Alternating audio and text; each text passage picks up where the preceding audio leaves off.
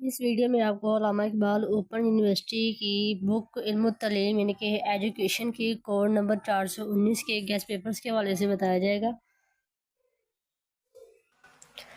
اگر آپ کے پاس بک ہے اور یا اس کے علاوہ نوٹس وغیرہ ہیں تو آپ اپنے پاس ایک عدد پین رکھ لیں، اور نوٹس وغیرہ ہیں تو اس کے اوپر آپ نے نشان لگا لینے ہیں۔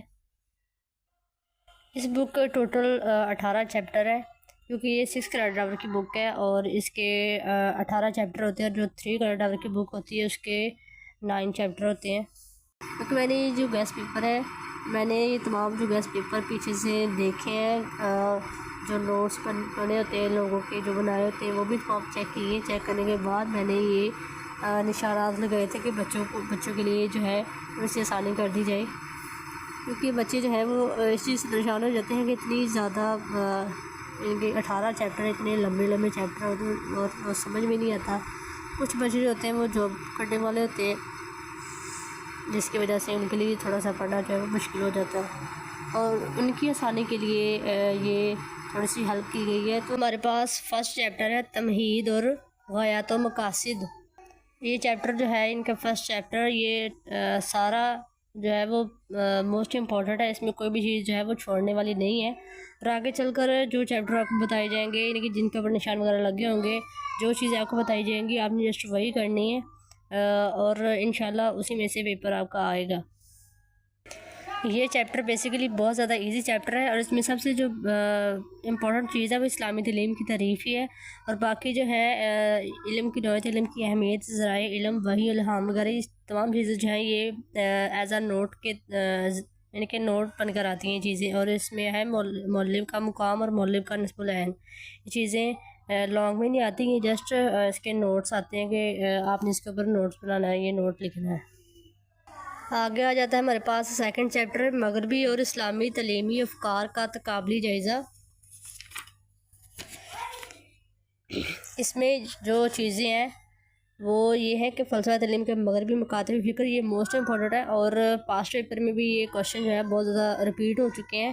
اس میں بھی تمام جو کوشچن ہے وہ رپیٹ ہو چکے ہیں، اور سب سے اینڈ والا جو ہے یعنی کہ یہ 5th والا، اس میں اس کے نوٹ آتے ہیں، اور یہ نو تعمیریت اور اس کے علاوہ یہ ترقی پسند، ان میں سے کوئی نہ کوئی ان تینوں میں سے ایک نہ ایک آتا ہے ہر دفعہ، یا دوامیت پر آ جاتا ہے، یا التزامیت پر، یا ترقی پسند پر۔ یہ چیز جو ہے یہ امپورٹنٹ ہے، آپ نے اس کے جو بنیادی اصول ہے اور بنیادی فکریں جو ہیں بس آپ نے اسی کے اوپر تھوڑا سا فوکس کرنا ہے۔ اس میں یہ جو لائن ہے اس لیے کہا گیا ہے کہ انسان ایک روحانی ہستی ہے، یعنی کہ یہاں پر جو انڈر لائن چیز ہوئی ہے وہ بہت زیادہ امپورٹنٹ ہے، یعنی کہ یہ اگر آپ ان 2-3 لائنوں کو یاد کر لیں گے تو آپ کا سارا جو ہے فلسفہ دوامی جو ہے وہ کلیئر ہو جائے گا۔ اس میں یہ تمام چیزوں کے بارے میں بتایا گیا ہے، یعنی کہ بہت ایزی طریقے سے یہ 3-4 لائنیں جو ہیں ان میں فلسفہ دوامیت کا تمام نچوڑ جو ہے وہ نکال دیا گیا ہے۔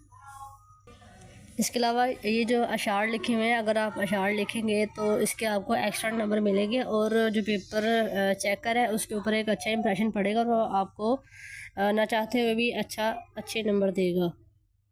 یہ بنیادی اصول آتے ہیں، فلسفہ التزامیت، اس کے بعد آتا ہے التزامیت میں یہاں پر بلیک مارکر سے ٹک لگے ہوئے ہیں، ان چیزوں کا اگر آپ پڑھ لیں گے تو آپ کا التزامیت کا فلسفہ جو ہے وہ بھی کلیئر ہو جائے گا۔ اس کے بعد بنیادی اصول آتے ہیں، اس کے بنیادی اصولوں کے بعد تعلیمی غایات، طالب علم، یعنی کہ اس میں طالب علم کا کیا کردار ہے، یہ تمام چیزیں، اور تعلیمی غایات کس طرح کی ہونی چاہیے، یہ تمام چیزیں اس میں ڈیٹیل سے بتائی ہوئی ہیں۔ آپ نے تھوڑا 2-4 لائنیں آپ اس میں سے پڑھ لیں گے، اور پڑھنے کے بعد تھوڑا سا اپنے سے بھی آپ نے ایڈ کر دینا ہے، یعنی کہ جو چیز آپ کو سمجھ آیا ہے۔ بیسیکلی یہ یونیورسٹی جو ہے وہ ایز اے کانسیپچل بیسس پر آپ کے امتحان لیتی ہے، یہ رٹا سسٹم اس میں بالکل بھی نہیں ہے۔ اگر آپ جتنا زیادہ لکھیں گے اور اچھی طریقے سے لکھیں گے تو پیپر چیکر جو ہے وہ اس کے اوپر ایک اچھا امپریشن پڑے گا۔ آگے آ جاتا ہے جان ڈیوی کا فلسفہ، فلسفہ ترقی پسندیت۔ فلسفہ ترقی پسندیت میں بیسیکلی یہ چیز بتائی گئی ہے کہ اسٹوڈنٹ کو ایز اے یعنی کہ تصوراتی دنیا میں نہیں لے کے جانا چاہیے، انہیں تھوڑا سا ایکسپیریمنٹ بھی کرواتے رہنا چاہیے، تاکہ بچوں کو جو چیزیں ان کے بچوں کی عملی زندگی پر اثر انداز ہوتی ہیں وہ چیزیں بچوں سے زیادہ کام اس کے بارے میں لینا چاہیے۔ اس کے تعلیمی غایات بھی ہیں اور طالب علم نے اس میں کس طرح سے اپنا کردار ادا کرنا ہے.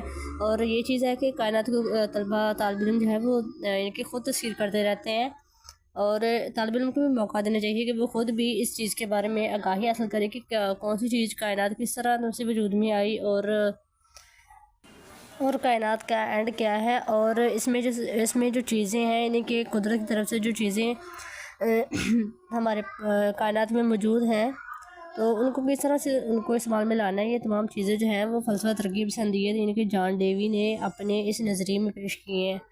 اس کے بعد آتا ہے فلسفہ نو تعمیریت. فلسفہ نو تعمیریت جو ہے وہ تمام جو پچھلے فلسفے ہیں، فلسفہ دوامیت، الزامیت اور ترقی پسندیت جو فلسفے ہیں، ان تمام فلسفوں کے خلاف ہے. یعنی کہ ان کی جو طریقہ کار ہے وہ دوسرے جو فلاسفر ہیں ان سے بالکل الگ ہے. یہ تمام جو فلاسفر ہیں یہ اسلام سے ان کا کوئی تعلق نہیں ہے، یہ یورپ سے تعلق رکھتے ہیں. اور یعنی کہ ان میں سے کچھ فلاسفر ایسے ہیں جو یہ کہتے ہیں کہ کائنات جو ہے وہ خود وجود میں آئی ہے، اس کا کوئی بنانے والا بالکل بھی نہیں ہے اور اس نے تباہ نہیں ہونا. اور کچھ اس میں سے فلاسفر جو ہیں وہ یہ کہتے ہیں کہ اس کا بنانے والا کوئی ہے، لیکن یہ اللہ تعالیٰ کا تصور پیش نہیں کرتے. یہ خود چیپٹر جو ہے وہ موسٹ امپورٹنٹ ہے. ان کے دوامیت، الزامیت، ترقی پسندیت اور نو تعمیریت، ان چاروں کے پوائنٹس تقریباً ایک ہی ہیں، اور ان کا جو طریقہ کار ہے اور ان کا جو فلسفہ ہے وہ ایک دوسرے سے مختلف ہے، اور جو نو تعمیریت کا فلسفہ ہے وہ تینوں سے الگ ہے.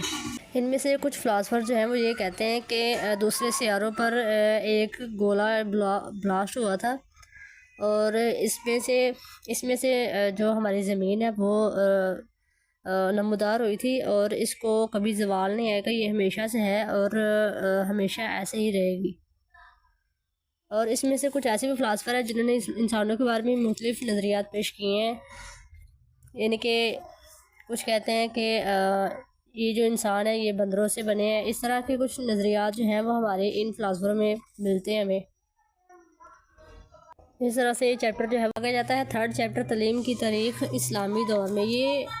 اس میں یاد کرنے والی کوئی چیز تو ہے نہیں، یہ ہم شروع سے پڑھتے آ رہے ہیں. اسلامی نظام تعلیم کی ابتدا کیسے ہوئی تھی، ان کی تعلیم و تبلیغ صفحہ اسلام پہلے درس گیا، یہ سب کو پتہ ہے. اور نبی اکرم صلی اللہ علیہ وسلم کے دور میں تعلیم کی تنظیم، یہ تمام چیزیں جو ہیں ہم شروع سے پڑھتے آ رہے ہیں اور ہم اس قابل ہو چکے ہیں کہ ہم خود سے اس کے بارے میں لکھ سکیں. اور اس میں جو چیز امپورٹنٹ ہے وہ ہے یہ والی آزمانہ وسطیٰ میں تعلیمی اداروں کا قیام و فروغ 5ویں صدی ہجری تک. یہ چیز جو ہے کہ مدرسہ نظامیہ بغداد، جامعہ ازہر قاہرہ، جامعہ قرادین، جامعہ زیتونہ، یہ جو ہے یہ موسٹ امپورٹنٹ ہے. اس کے علاوہ اس میں کوئی بھی چیز امپورٹنٹ نہیں ہے. اور اس میں 5واں جو ہے بس یہ ہے کہ آپ نے مغربی نظام ہائی تعلیم کے بارے میں بتانا ہے کہ ان کا نظام تعلیم یعنی کہ یورپ کا نظام تعلیم ہم سے کتنا مختلف ہے. اس میں آپ نے کمپیریزن کرنا ہے کس طرح سے اسلام اور جو مغربی تعلیم ہے وہ کس طرح سے ڈیفرنٹ ہے ایک دوسرے سے. اس میں ایتھنس کا نظام تعلیم اور اسپارٹا والا یہ جو کوشچن ہے اس کے لازمی نوٹ بن کر آتے ہیں، چاہے یہ دونوں اکٹھے دے دیں چاہے یہ کسی سوال کے ساتھ ملا کر دے دیں، یہ ان کے اوپر ہوتا ہے. آگے ہمارے پاس آ جاتا ہے چیپٹر نمبر 4 تعلیم کی تاریخ برصغیر میں. اس میں جو چیز امپورٹنٹ ہے اس میں صرف یہی ہے کہ مدارج تعلیم اور نصاب تعلیم بس. اس کے علاوہ اور آتا ہے برطانوی عہد میں برصغیر پاک کی تعلیمی حالت. اس میں سے کوئی بھی دور آ سکتا ہے، پہلا، دوسرا، تیسرا، چوتھا کوئی بھی آ سکتا ہے. اور یہ تحریکیں جو ہیں اس میں جو امپورٹنٹ ہے وہ دارالعلوم دیوبند کی ہے اور علی گڑھ کی ہے. یہ بس یا جامعہ ملیہ اسلامیہ 3 جو ہے تحریکیں یہ آ سکتی ہیں پیپرز میں. آگے 5th چیپٹر آ جاتا ہے. 5th چیپٹر میں مسلمان مفکرین تعلیم، اور اس میں سر سید، اس میں 2 چیزیں آتی، اس میں چاروں امپورٹنٹ ہے. اور نیچے والا جو ہے مغربی تعلیم، اس میں جان ڈیوی آ سکتا ہے اور ارسطو، یعنی کہ ان دونوں کے اوپر زیادہ تر نوٹ آتے ہیں. جان ڈیوی، ارسطو اور افلاطون، یہ 3 جو ہے. افلاطون اور ارسطو ایک دوسرے کے استاد اور شاگرد ہیں. ان دونوں کے درمیان اکثر جو ہے وہ کمپیریزن آ جاتے ہیں کیونکہ ان دونوں کا جو نظریہ تھا شاگرد کا اپنے استاد سے وہ چینج تھا، اور ان دونوں کے بارے میں کمپیریزن کے اوپر سوال آ سکتے ہیں. آگے جاتا ہے یونٹ نمبر 6 تعلیم اور نظریہ پاکستان. اس میں علی گڑھ تحریک مطالبہ پاکستان کے ارتقاء، حکومت برطانیہ کے آئینی اقدامات، یہ موسٹ امپورٹنٹ ہے، اور قرارداد پاکستان، بس اس کے علاوہ اور کچھ نہیں کرنا آپ نے۔ اوپر والا جو ہے تعلیمی اساس اور اس کا پس منظر اس کو چھوڑ دینا ہے۔ آگے جاتا ہے یونٹ نمبر 7 تعلیم اور معاشی معیشتی ترقی۔ یہ چیز جو ہے ہمارے ارد گرد رونما ہوتی رہتی ہے، معاشی معیشتی ترقی اور اس کی جو تعلیم ہے، اور تو آپ نے جسٹ اس کے پوائنٹ یاد کر لینے، کیونکہ لکھ تو آپ خود بھی سکتے ہیں، اس میں کوئی اتنی جو ہے وہ ٹیکنیکس نہیں ہے کہ جو آپ کو سمجھ میں نہیں آئے گی۔ جسٹ آپ نے اس کے جو ہے وہ پوائنٹس یاد کر لینے۔ پوائنٹ یاد کرنے کے بعد آپ کا جو یہ چیپٹر ہے وہ بالکل کلیئر ہو جائے گا۔ اگلا ہمارا چیپٹر ہے یونٹ نمبر 8 نصاب اور تعلیم۔ یہ بھی سارا امپورٹنٹ ہے اور بہت چھوٹا سا چیپٹر ہے، اس میں جسٹ 2 پوائنٹس ہیں، اور پوائنٹس کے اندر آپ نے تھوڑا سا ڈیٹیل میں لکھنا ہے کہ نصاب کا مفہوم کیا ہے، اور اس کا مفہوم قدیم تصور، جدید تصور، ان کے پرانی جو کتابیں تھیں اس میں کس طرح کی تعلیم کے بارے میں بتایا گیا ہے، اور جو اب ہے ان کے بارے میں اس کے جو نصاب ہے اس میں کون کون سی چیزیں جو ہے وہ ایڈ کی گئی ہیں، اور نصاب کی بنیادیں کون سی ہیں۔ یہ 4-5 ٹاپک ہے، آپ نے اس کو اچھی طریقے سے ریڈ کر لینا ہے۔ بس ریڈ کریں گے تو آپ خود لکھ سکتے ہیں اس کے بارے میں، زیادہ مشکل نہیں ہے چیپٹر، بہت ایزی چیپٹر ہے۔ نیکسٹ ہمارے پاس آ جاتا ہے چیپٹر نمبر 9۔ چیپٹر نمبر 9 میں ہے پاکستان میں تعلیمی پالیسیوں کی نمایاں خصوصیات اور ان پر عمل درآمد کی حیثیت۔ یہ چیپٹر جو ہے وہ بچوں کا بہت زیادہ درد سر بنا ہوتا ہے، کہتے ہیں جی ہمیں اس کی سمجھ نہیں آتی، اس میں سارا پھر سے وہ انہوں نے مطالعہ پاکستان ایڈ کر دی ہے، جو کہ بہت مشکل لگتی ہے، کہ اس میں ریٹس وغیرہ آتی ہیں، پالیسیاں وغیرہ آتی ہیں جو کہ بہت زیادہ مشکل لگتی ہیں۔ تو آپ نے آپ کی آسانی کے لیے جسٹ یہ 3 چیزیں ہیں، پھر بھی پالیسی کرنی پڑے گی، تو یہ 3 چیزیں ہم نے آپ کے لیے چنی ہے، جو کہ پالیسی کی اہم مقاصد، پالیسی میں توجہ طلب مثال کی نشاندہی، اور پالیسی کے اہم سفارشات۔ بس یہ چیزیں آپ نے کر لینی ہے، اور یہ پاکستان میں تعلیمی اصلاحات کا ترقی پس منظر، آپ نے اس کو جسٹ ریڈ کرنا ہے۔ ریڈ کریں گے جیسے یہ دیکھیں بک کا حال کچھ اس طرح کا ہو گیا بیچاری کا، پڑھنے والے بچے ہیں نا، انہوں نے اس طرح کے حال کر دیے۔ یہ جیسے یہ دیکھیں یہ پیراگراف کی صورت میں ہے، اور یہاں پر آ جاتے ہیں 2-3 پوائنٹس ہیں، بس یہیں پہ ختم ہو رہا ہے، ٹھیک ہے۔ آپ نے اس کو ریڈ کر لینا ہے، زیادہ مشکل نہیں ہے۔ نیکسٹ جو بہت زیادہ ایزی چیپٹر جو ہے وہ آ چکا ہے، تعلیمی نفسیات کا مفہوم اور دائرہ کار۔ بچے کہتے ہیں جی ایجوکیشن میں نفسیات بھی ہے، ایجوکیشن میں بایو کے بارے میں بتایا گیا ہے، ایجوکیشن میں مطالعہ پاکستان بھی ایڈ کی گئی ہے، اور اس میں اسلام کے بارے میں بتایا گیا ہے۔ تو یہ اس کا مطلب ہی ان کے تمام جو ہمارے ارد گرد جو چیزیں رونما ہو رہی ہوتی ہیں اس کے متعلق جانکاری حاصل کرنا، انفارمیشن کلیکٹ کرنا، یہ اس کا مطلب ہی یہی ہے ایجوکیشن کا۔ تو اس میں سے بہت زیادہ کوئی کرنے والی چیز نہیں ہے، جسٹ آپ نے ایک دفعہ ریڈ کرنا ہے۔